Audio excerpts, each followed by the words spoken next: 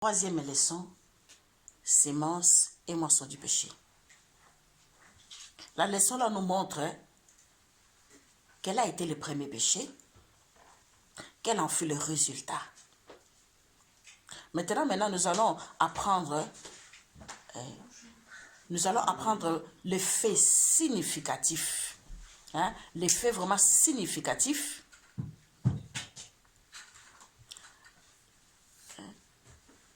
de l'étude de la rédemption pour ce qui concerne le péché originel.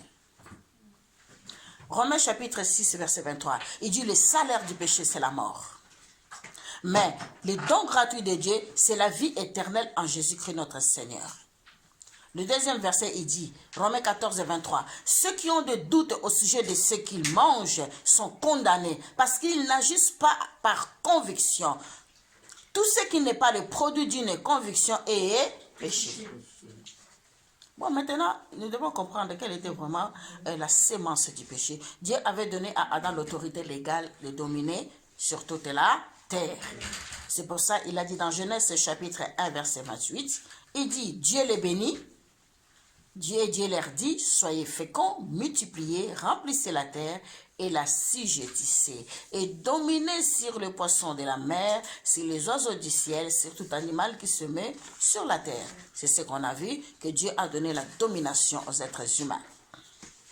Et on retourne aussi dans les versets qu'on a dit dans Psaume, dans la leçon avant, il dit que tu leur as donné Psaume 8, 6, il dit tu leur as donné la domination sur les œuvres de tes mains et tu as tout mis sous leurs pieds.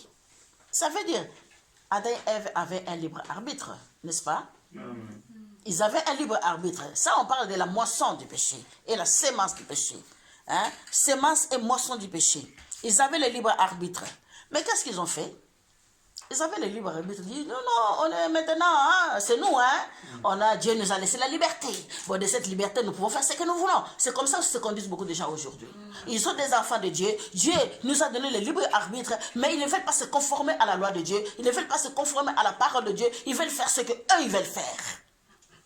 Ils veulent lire, ils veulent mettre à cœur le verset qu'il veut, et s'il voit que ce verset-là, ça la touche dans ce qu'il fait, il dit non, je ne fais pas. Non, pas ce verset-là. Ça ne m'appartient pas. Ah, c'est pas pour moi. Beaucoup en font, beaucoup font ça, beaucoup font cela.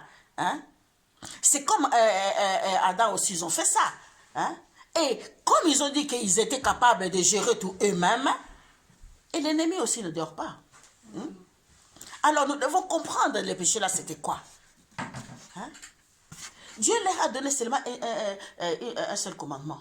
Ne mangez pas les fruits de l'arbre de la connaissance du bien et du mal. Ça, c'était pour voir l'obéissance de l'être humain envers Dieu. Dieu leur faisait confiance. Il a fallu qu'eux aussi rendent à Dieu cette confiance-là. Vous voyez, Dieu voulait la confiance entre eux.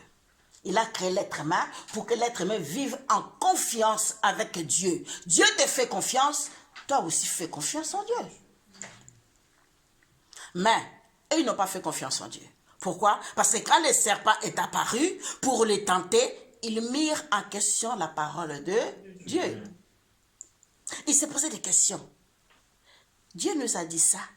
Est-ce que c'est vrai ce qu'il a dit? Parce que Satan leur a suggéré ça. Satan a dit à Ève que Dieu ne leur avait pas dit toute la vérité. Alors, ils ont mis en question l'intégrité de la parole de Dieu. Quand ils ont mis en question, c'est seulement ils ont mis en question la parole de Dieu, et c'est de là maintenant, leur rapport était coupé. Parce que le rapport entre Dieu et les humains était basé sur la confiance. Genèse chapitre 3, versets 1 à 6. C'est là où ils étaient tombés. Parce qu'il n'y avait pas confiance. La deuxième chose qu'ils ont fait, ils ont douté de la parole. Ils ont mis en question la parole. Deuxièmement, ils ont douté de ce que Dieu a dit. Mais franchement, créé à l'image de Dieu, Dieu a tout donné. Il a mis tout entre tes mains. Et tu doutes encore. Tu es dans un endroit magnifique où tu ne manques de rien, où tu ne te soucies même pas que demain je dois faire ceci, demain je dois faire cela. Dieu s'occupait de tout pour eux et ils doutent encore. C'est comme ça que les êtres humains ils font aussi aujourd'hui. On dit toujours quoi? On parle le truc adamique, là, on dit. La nature adamique. Nature adamique. C'est ça qui suit toujours l'être humain, jusqu'à aujourd'hui. On a tout. Tu as tout le potentiel. Dieu a mis tous tes pieds. Je t'aide. Tu as réussi. Mais tu doutes toujours. Quand il y a un moindre couac, tu doutes toujours. Quand l'ennemi vient te souffler dans les oreilles quelque chose, tu doutes toujours de la parole de Dieu. Vous voyez là où les humains tombent. Hein? Là où l'être humain est faillible, il tombe faillible, il tombe tout le temps. Hein? Et ils doutèrent de la parole de Dieu. Il faut savoir que mettre en doute la parole de Dieu déclenche quoi? C'est ça qui a déclenché tous les problèmes dans le monde. Tous les problèmes des êtres humains viennent de là. Du doute. On doute toujours. On doute toujours. Alléluia. On doute. C'est là où vient le problème. Hein? Or, croire à la parole de Dieu et se fier à son intégrité absolue est la seule base d'une communion fraternelle avec Dieu. Une vraie communion avec Dieu se base sur quoi? C'est base sur la confiance. Il faut que tu crois. Hein? Il faut que tu crois dans la communion là que tu as avec Dieu. Hein? S'il n'y a pas ça, il n'y a rien. Hein? Et si tu crois à la parole de Dieu et tu ne fies pas à l'intégrité absolue de ce qu'il dit, comment tu peux être en communion avec lui? Tu ne peux pas. Alors, on est enfant de Dieu, on a accepté Jésus, on doit se fier à l'intégrité de la parole de Dieu. On doit y croire pour qu'il y ait une communion entre nous et Dieu. On doit faire confiance en Dieu parce que Dieu nous fait confiance. Dieu croit en nous. Hein? On doit croire aussi en lui et lui faire confiance. Et c'est par le manque de cette confiance-là, qu'il y a tant de problèmes au milieu des humains. Manque de confiance. Tu manques de confiance en Dieu. Est-ce que tu peux faire confiance à ton prochain? Tu ne pourras pas. Si tu ne fais pas confiance en Dieu, tu feras confiance à ceux qui sont tout près de toi? Non. Satan viendra toujours te souffler. Parce que tu n'as pas confiance en Dieu, tu ne pourras pas avoir confiance aux autres. Mais si tu as confiance en Dieu, Dieu va te montrer aussi tout ce que tu es avec. Tu vas leur faire. Tu vas croire en eux. Tu vas croire à ce qu'ils font pour la gloire de Dieu. Tu dois y croire. C'est ça. La sémence qu'ils ont sémée, c'était ça. Mise en question de la parole et le doute. C'est la sémence qu'ils ont sémée. Et comme ils ont sémé ça, ils devaient moissonner maintenant. Hein? Et quand le moisson c'est quoi? Le moisson du péché. Ils ont détruit les plans. Les plans de Dieu ont été déjoués. Hein? Et l'être humain s'est retrouvé comment? Dans la séparation. Séparé de Dieu. Et qu'est-ce que Satan a fait? Il dit, oh, j'ai gagné. Il a pris le pouvoir. Sur l'être humain, pas sur Dieu. Hein? Il a pris le pouvoir sur les êtres humains.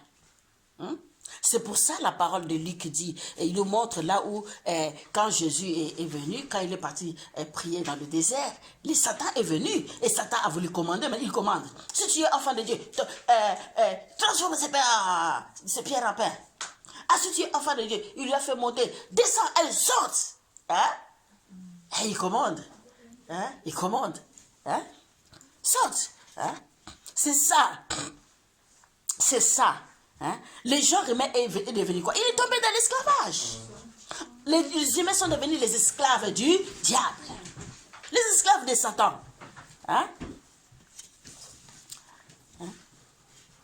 Mais Satan s'est cru vainqueur. Il avait triomphé la création humaine. La création humaine qui est la joie du cœur de Dieu. Mais Satan ignorait une chose. Jusqu'où irait Dieu? Jusqu'où irait l'amour? Alléluia. Amen. Satan avait oublié jusqu'où irait l'amour. Ne pas oublier qu'on est le produit de l'amour de Dieu. Amen. Alors, Satan a oublié que Dieu était amour. Il a oublié que Dieu était amour pour sauver l'humanité. Pour racheter l'humanité de Dieu. Si Dieu nous a rachetés, c'est par amour. Il nous a créés par amour. Il nous a rachetés par amour. Alléluia. Hein? Maintenant, découvrons la vérité maintenant de la rédemption. Pour découvrir, il faut savoir ce que Dieu voulait au début. Dieu n'a pas voulu que l'être humain soit esclave du diable. Dieu n'a pas voulu que l'être humain vive des situations qu'il vit dans le monde, qu'il soit dans la maladie, dans la souffrance. Dieu n'a jamais voulu ça. Depuis le commencement. Il a voulu simplement que l'être humain puisse jouir une relation d'intimité avec lui et que, comme lui-même il est amour, l'amour de Dieu soit aussi dans l'être humain. Il a transféré son amour dans l'être humain pour que l'être humain puisse représenter Dieu en tant que chair dans le monde. Alléluia. Lui-même voulait s'exprimer dans l'être humain afin que les humains voient Dieu dans les humains. Qu'on voit Dieu en nous. Ça, c'était ce que Dieu voulait. Et il faut savoir que Dieu n'a pas abandonné son rêve. Les rêves qu'on puisse toujours le représenter, il n'a jamais abandonné. C'est là. Et Dieu aussi, il a toujours voulu qu'on vive une communion aimante avec lui en tant que Père. Vous voyez, hein? C'est ça que Dieu, ça c'est la vérité de la rédemption. Hein? C'est la vérité, hein, de la rédemption. C'est ce que Dieu voulait. Alors nous devons accepter ce plan-là que Dieu a mis pour nous. Nous devons l'accepter. C'est pour ça qu'il dit que Jean 3, 16 et 17, c'est pour ça qu'il est venu pour sauver, que nous acceptions le plan de la rédemption. C'est pour ça qu'il a dit, car Dieu a tant aimé le monde qu'il a envoyé son Fils, qu'il a donné son Fils unique, afin que quiconque croise en lui ne périsse pas, mais qu'il ait la vie éternelle. Dieu, en effet, n'a pas envoyé son Fils dans le monde pour qu'il juge le monde, mais pour que le monde soit sauvé par lui. Ça, c'est le rêve de Dieu. C'est le rêve de Dieu. Hein? Comme il est toujours amour, c'est son amour qui a fait qu'il a envoyé Jésus afin que nous ne périssions pas. Quand vous comprenez maintenant que la sémence du péché, c'était les doutes, vous pouvez maintenant commencer à planter la sémence de la rédemption qui est la foi dans votre cœur. Alléluia. Hein? Nous devons, en tant qu'enfants de Dieu, avoir foi dans la parole de Dieu et ne pas douter de la parole de Dieu. Nous devons s'aimer en nous la sémence qui est la parole de Dieu, la sémence de la foi. Croire en ce que Dieu dit. C'est la sémence de la foi. Alléluia. Amen. Nous devons planter ça dans notre cœur. Croire que toute parole que Dieu nous dit, dans sa parole que nous lisons, nous devons avoir foi en cela. Nous devons croire en cela. Pas être comme Adam et Ève ils ont fait et qui n'ont pas cru à ce que Dieu leur a dit. Ils n'ont pas eu foi en ce que Dieu leur a dit. C'est pour ça qu'ils sont tombés. Pour ne pas tomber, croire à la parole. Cherche cette communion-là aimante avec Dieu. Dieu en tant que ton Père. Aie confiance en lui. Parce qu'il te fait confiance. Crois en lui. Et tu verras que tu mèneras une vie de vainqueur. Tu mèneras une vie de vainqueur. C'est ce que le Seigneur veut pour nous. Car le péché est la conséquence naturelle du doute. C'est ça le péché. C'est la conséquence naturelle du doute. Et c'est ça qui fait que les gens sont séparés de Dieu. C'est le péché qui sépare les gens de Dieu. C'est pour ça que nous devons cultiver les semences de la foi en Dieu dans nos cœurs que les semences de doute. Ne pas douter de la parole, ne pas douter de la parole de Dieu, mais cultive dans ton cœur la sémence de la foi. Alléluia. Amen. Alléluia. Amen. Ça c'était, on a enregistré les 3 leçons. Les 3 leçons de la fondation, c'est enregistré. Donc vous pouvez l'écouter, vous pouvez le reprendre, le réécouter, ça va vous faire du bien. Vous allez comprendre beaucoup de choses. Amen. Amen. Soyez bénis, que Dieu vous bénisse.